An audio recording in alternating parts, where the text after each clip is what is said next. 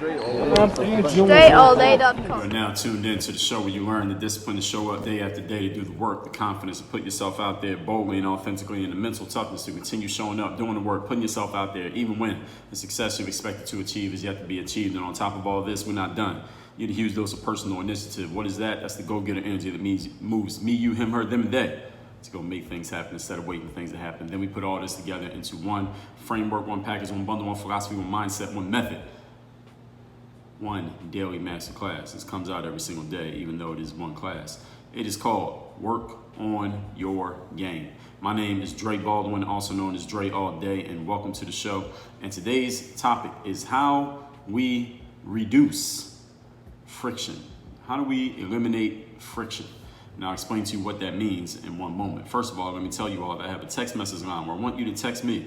I want you to tell me the best insight that you got from today's masterclass. Tell me what you're going to do different, think different, how you're going to be different based on what you heard here today. My number is 305-384-6894. And let me tell you a bonus that you're going to get. Once you text me there, not only will you be able to engage with me directly, because I spend time every day going through all my text messages and responding to people's texts, you also are going to be in my texting community, which means you're going to receive my daily motivation text, which I send out to everyone in my text community every single day, straight from my phone. Again, text me and you can be in my community. My number is 305-384-6894.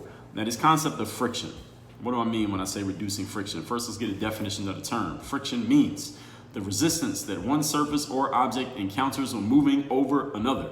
In other words, it's the slowing down of things. What we're going to talk about here today is how we reduce the slowing down, how we reduce the extra energy, the extra time, the extra focus and resources overall that we need to put into something in order for it to get done. All right. Yeah. In other words, how can we get something done in 5 minutes instead of it taking 10? How can we reduce the friction that slows down your timetables, that gets in the way of your efficiency, that makes you have to take longer and put more time, money, attention, energy, and focus into something to get it done, that if you just reduce the friction, you get it done with less of an investment. Therefore, you have more investments remaining to do other things that matter to you. That's what we're talking about here today. So if you're interested in that, get a pen and paper or open up a new doc on your phone and take notes on what we're going to say here today. Point number one. Topic, once again, is how to reduce friction. Number one, eliminate confusion. And as you listen to what I'm going to say here today, if you just reverse engineer every point, and I'll spell it out for you at some points, these are the things that create friction, and I'm going to tell you how to get rid of them. So one thing that creates friction is confusion. So to eliminate friction, then you have to eliminate confusion. To reduce friction, rather, eliminate confusion. Definition of confusion is a lack of understanding or uncertainty.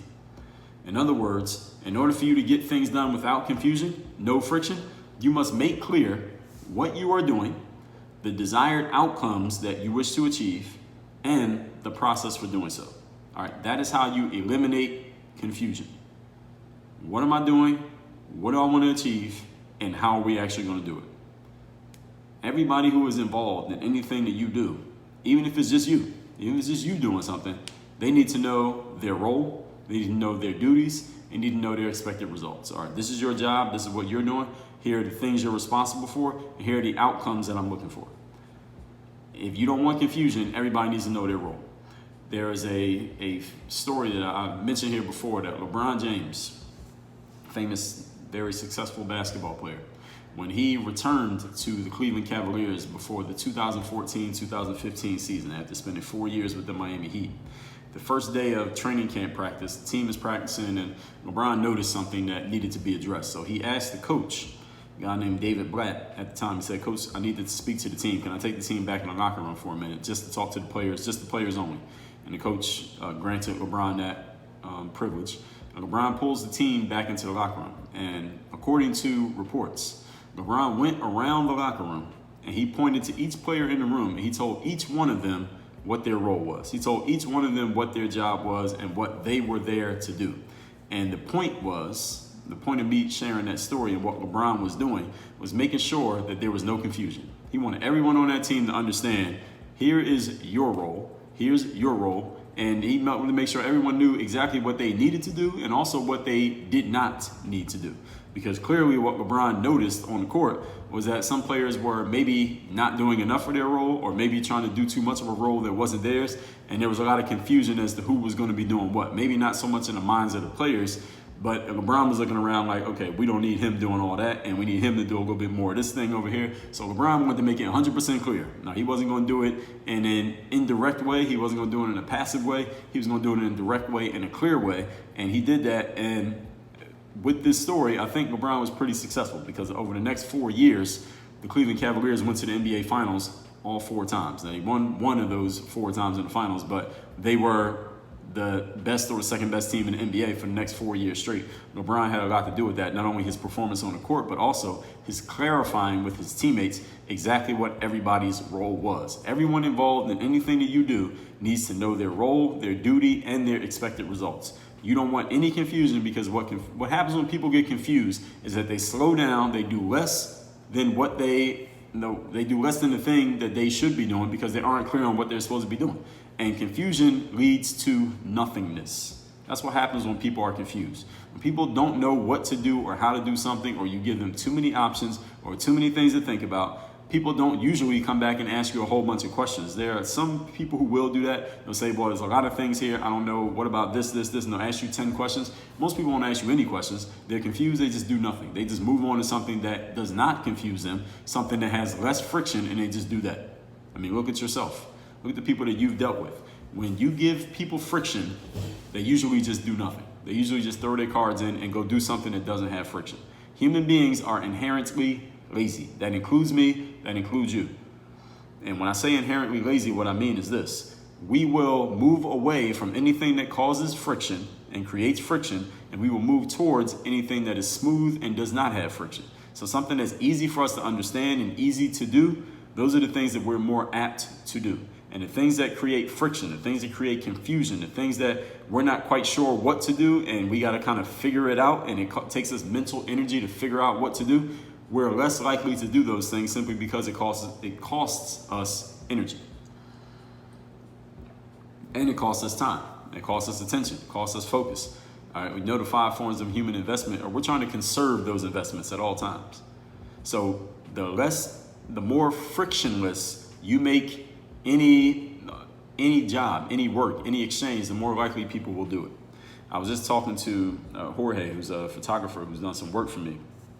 And he was telling me how he was out in Seattle, and he went to this Amazon grocery store that they have out there, where there are no people working in the store. All you do in there is you put all the stuff that you want inside the cart. And the cart has, and I just read about this, it's funny because I just read about it yesterday, and then I saw Jorge today, and he was telling me that the cart has sensors in it that knows exactly what items you have put inside the cart. So it knows exactly how much everything is. So as you're walking through the store, you know exactly how much money you need to pay for the items that are in your cart. Excuse me. And then when it's time for you to pay, all it does is just charge the card that you have on file. You don't have to talk to a human being at all. There are no humans that work in the store. Everything is automated. This is the future. So any of you who works at a grocery store, all right, brush up your resume, because they are soon to replace you. The whole point is there's no friction. It's a frictionless transaction. The reason why Amazon is so popular is because they make everything frictionless. We're going to ship everything to you in 2 days. We're not going to charge you for shipping, and you don't even have to pull out your card. You just keep everything on file, and we'll just charge you direct, and it'll be there in a day or 2. Nowadays, even got 1 day shipping. They make everything very frictionless, make everything very easy. Any of you who's a salesperson, when you're selling things, you know you don't want friction. You don't want any confusion. That's why when we sell things, we go through the sales process ourselves as if we are a consumer first. We test it to see, all right, is this confusing? Can people understand what they need to do? Any of you who's ever done any type of app design, like the apps on your smartphone? What I've heard people who design apps say that they do is that they make their app, and when they think it's ready, they give it to someone who has never seen the app. They just hand it to them, then they just look over the person's shoulder and watch that person use the app. And they figure out, where is their friction? Where does this person get confused? Where does this person not know what to do? Is it user-friendly? Is it intuitive? Is it easy for them to understand how to use it? And anywhere that there's friction, the app designer knows that they have more work to do. Because when there's friction, you know what people are going to do? They will just abandon the mission. They'll abort mission, and they'll go find something else to do. Why? Because people are resistant to friction. Friction leads to nothingness. Confusion leads to nothingness. This includes you. So when I explain things to people who work for me, I tell them what I want. I tell them, have it back to me. I tell them to give it back to me. Whatever it is that I said, give it back to me in your own words. Explain what I just told you in your words so that I know that they know what I want and I know that there's no confusion. Point number 2. Today's topic, once again, is how to reduce or eliminate friction. Number 2, you gotta get the wrong people out of your circle. Having the wrong people around you creates friction. Any of you ever dated the wrong person? Was there a lot of friction in that situation? Any of you ever hired the wrong person or got hired for the wrong job? Any of you ever been in the wrong situation, just around the wrong people? Was there a lot of friction, maybe internal, spiritual, mental friction, just from being around the wrong type of person? Everybody knows what I'm talking about right now because we've all done it. Having the wrong people around you is an easy way to ramp up friction and reduce the chances that you achieve your desired outcomes. Again, anyone want to question me on that one? I think everyone's nodding their head on that. If you've ever had the wrong people around you, you know exactly what I mean when I say that it increases friction and it reduces the chances you get things done. In episode 1693, I told you the one best thing to focus on for the year 2021, and that answer is people. And I should just run that episode back for 2022 because it's the exact same point. Have the right relationships around you. Understand something. Someone can be good at what they do and still be the wrong person for you and or the wrong person for your situation. When I was playing basketball, I knew a whole lot of good players who wouldn't make good teammates for me. Why? Because the interests were in conflict. Doesn't mean they weren't good, but we just had conflicting interests. For example, too many scorers on one basketball team isn't going to work because there's only one ball. You need players who are okay with not scoring. Everybody can't think they're going to score 30 points. It's not going to work. That conflict of interest equals friction. This is what LeBron James was trying to eliminate. He noticed some friction there, that there are too many people trying to do one role, not enough people doing another role. So he made sure everyone was clear what each person's role was, and he had the cachet to do so because of his status and because of his stature and what he had achieved. Nobody in that locker room had anywhere close to his achievements, so they all listened to him. And when he cleared up the conflicts of interest, everything went a lot smoother, and that team was pretty good for a pretty long time. So when you're building a team in life, in anything, you don't just want all the best players you can get. You want the best fit. And sometimes the best fit is not necessarily the best talent or the most accomplished person. It's the person who fits best with what you have going on. So for example, if I bring somebody in to partner with me here at Work on Your Game Incorporated, do I want to hire somebody or partner with somebody who writes books and wants to do their own solo podcast every day? Probably not. Why not? Because that's already covered. I already do that. I want somebody who can handle event management, or someone who can book media and speaking gigs, or someone who can manage sales funnels, someone who is a complementary piece to what I'm doing, someone who likes to edit audio and video, someone who likes to edit written material, someone who likes to work behind the scenes, because I'm the guy in front of the scenes. So I don't want someone who wants to do the same thing as me, because that creates friction, because now we are both trying to do the exact same thing. It's like two of the exact same puzzle piece. We're trying to finish a jigsaw puzzle, but we got two of the same pieces. That doesn't work. You want complementary pieces, people who complement what you're doing, not necessarily someone who's the best at what they do, but the person who's the best complement to what you do. And that is not always the same thing. But complementary pieces reduce friction. Point number 3.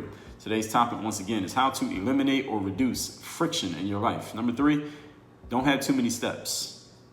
So the inverse of that is when you have too many steps, too many things for people to remember, that creates friction. This goes hand in hand with the clarity point that I talked about earlier, or the reducing confusion. When you reduce the number of steps needed to get something done, that's when people are more likely to get things done. All right, this is like when Napoleon Bonaparte, he introduced the concept of the mission statement. So you have companies nowadays that have the mission statements.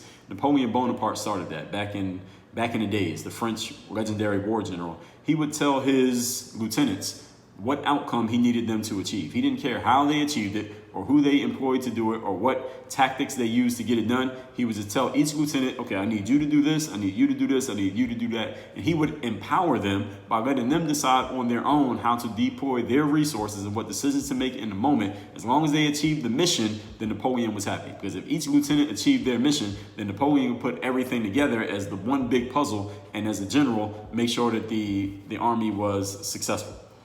So what he would do is reduce the steps. Instead of having each lieutenant have to report to him every time he needed to make a decision or he needed to decide what to do next, instead of Napoleon beating the brain and going into this tactical transactional management situation back and forth all the time, what he would do instead was say, you know what, here's the outcome that you need to achieve. All right, I'm the person that you're going to report to. Here's the outcome. Those are only 2 steps. Achieve that outcome, let me know that it's done. That's it.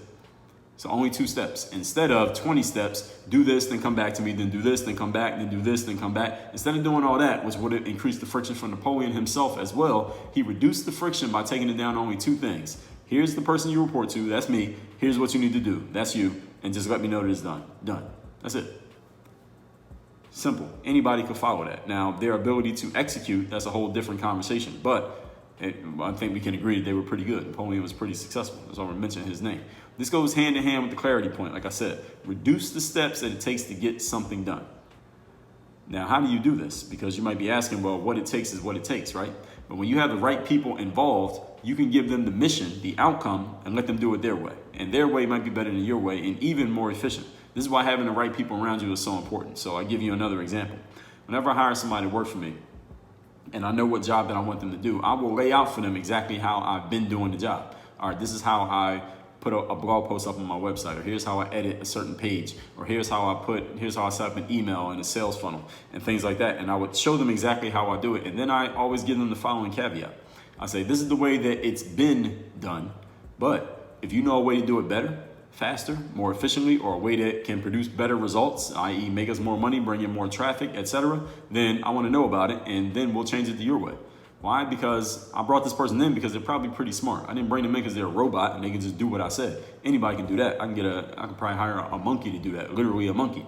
But when I'm bringing in a human being, I'm also bringing in their brain, and I'm going to bring in their intelligence. So I'm going to tell them, look, if you know a way to do this better, here's the outcome that we're after. All right, well, the reason we do all these steps that I'm showing you is because we're after this outcome. If you know of a better, more efficient way to reach this outcome, you tell me and we will do it your way, because the goal is not to do it my way. The goal is to get the outcome.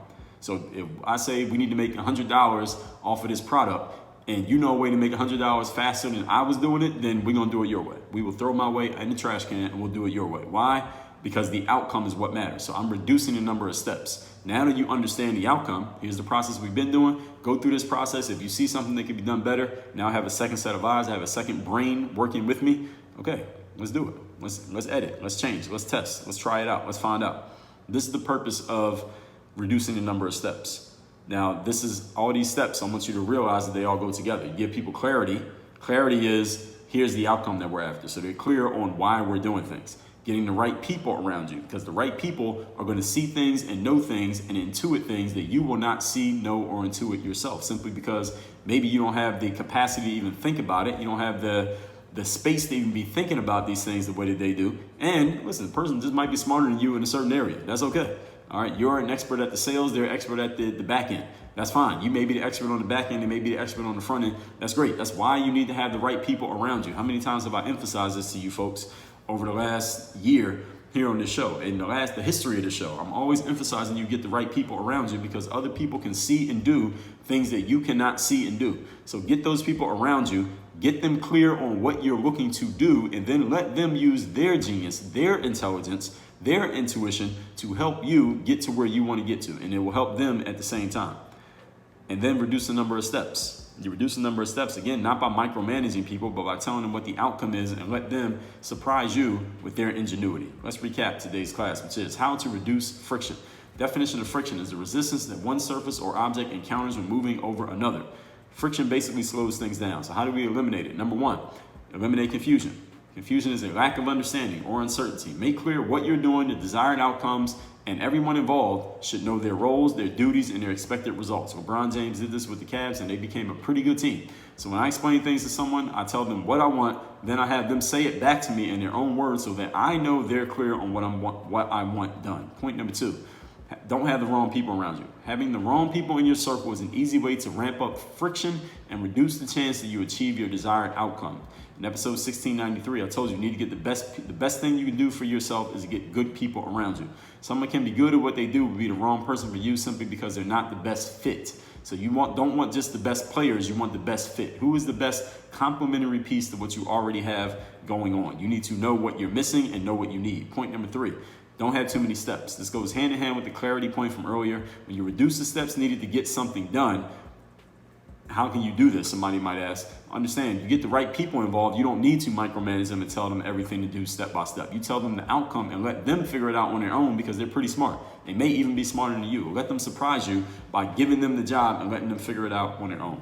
These are the things you need to do to reduce friction. I want you to text me. Tell me the best idea you got from today's class. My number is 305-384-6894. And if any of you is looking to learn how you can reduce the friction in your own life, whether it's your personal and professional development in your business, something you're trying to get started, something you're getting off the ground, maybe you just need some better accountability, maybe you just need someone you can talk to every now and then on a consistent basis to help you stay focused, stay on point, and moving towards where you want to go so you can maximize out on your potential, maybe a great candidate for my 3rd-day masterminds, the only place I offer one-on-one coaching. The only way to get in is to hop on a Zoom call with me first. Go to workonyourgameuniversity.com. The link is down below. Click the button that says join the mastermind. You'll fill out a quick form, get on a Zoom call with me. I want to know who you are, what you're about, where you're at, where you want to go, and we'll talk about how I can help you get there.